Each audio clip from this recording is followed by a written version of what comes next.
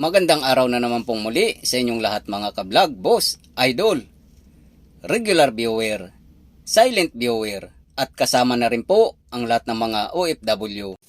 Ginagawa ko naman po ngayon ay nagpapalit po ako ng mga sirang tail lamp cover. Itong tail lamp cover po kasi dito ay sira siya. So ito po yung tinanggal ko na at pinalitan ko siya ng ibang cover. Galing po siya sa lumang tail lamp assembly na naka junk lang, so pwede pa naman pong ilagay. Bali ito po yung nakalagay dyan at pinalitan ko po ng lumang tail lamp cover para hindi naman po sayang na naka junk lang sa tabi.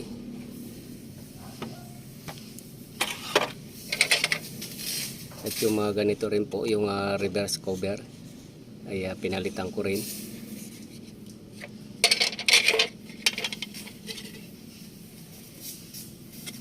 Ito po yung mga spare nya na pinagtanggalan galing po sa kabilang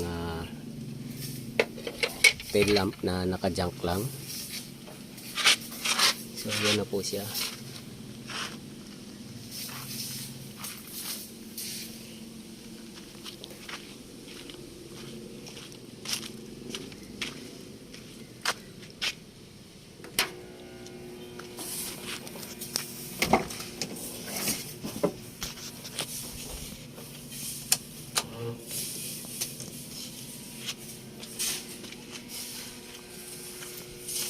Ito pong clearance light ay tapos na po yan. Bali itong tail lamp lang po yung ginawang ko ng remedyo kasi mayroon pong naka-junk.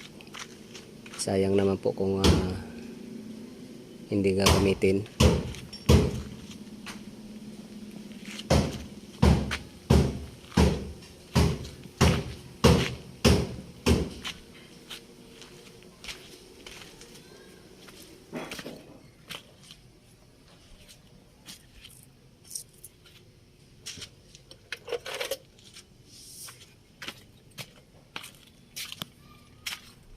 At itong window switch naman po ay naka-schedule din siyang lagyan.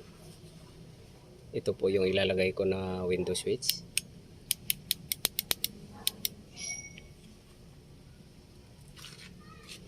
Yan. Malapit na pong matapos itong medyo repair ng mini dump truck.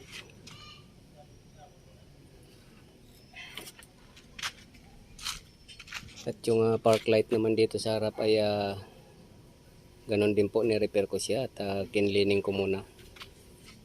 At ito ay naibalik ko na po. Ayan maliwanag na po siya.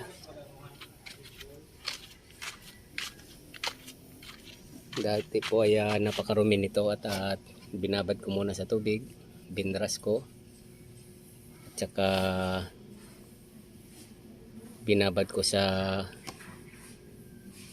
battery solution, yung acid. Kaya malinis na malinis po siya.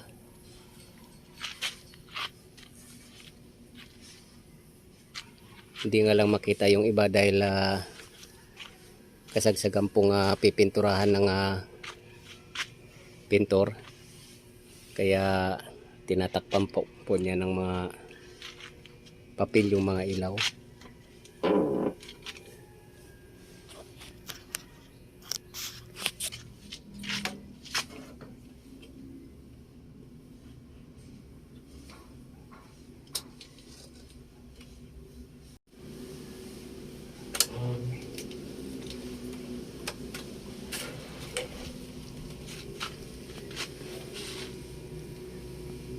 At mayroon pa rin dito sa taas, kailangan malagyan ng ilaw.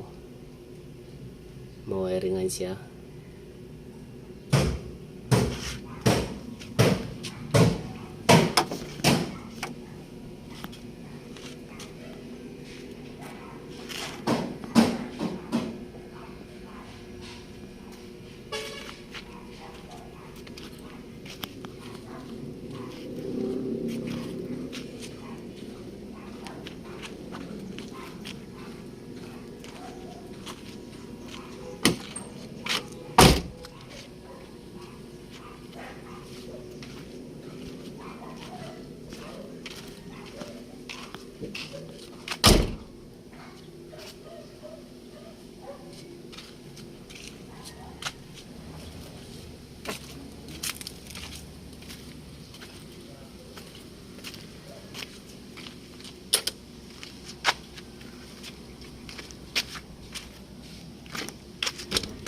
So na palitan ko na po yung mga cover na mga sira at babalik ko naman tong papel na pinambalot ng painter dahil schedule na po to para sa pagpipintura para hindi mapinturahan yung mga tail lamp.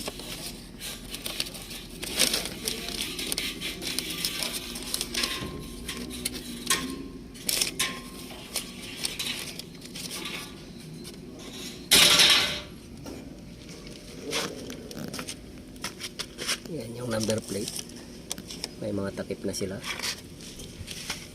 So napalitan ko na rin to,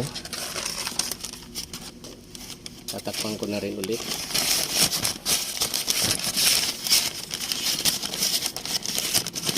para pag natapos siya, konti na lang po yung tatapusin ko trabaho.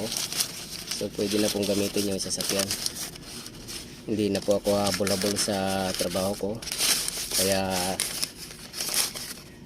inuunti-unti ko na rin na tinatapos yung para sa akin na mga electrical.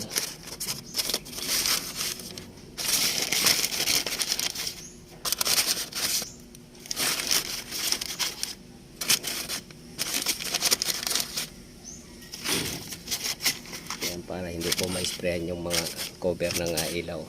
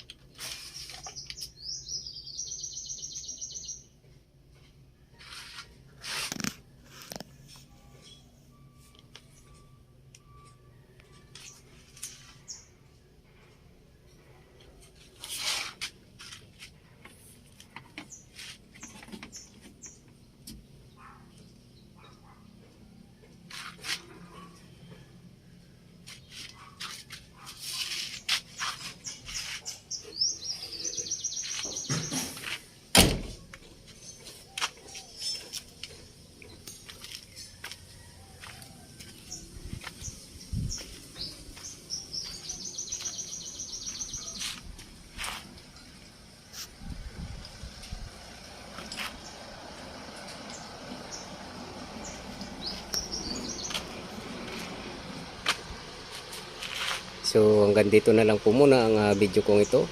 Please like, subscribe na lang po and hit notification bell para sa susunod na mga video. God bless all po.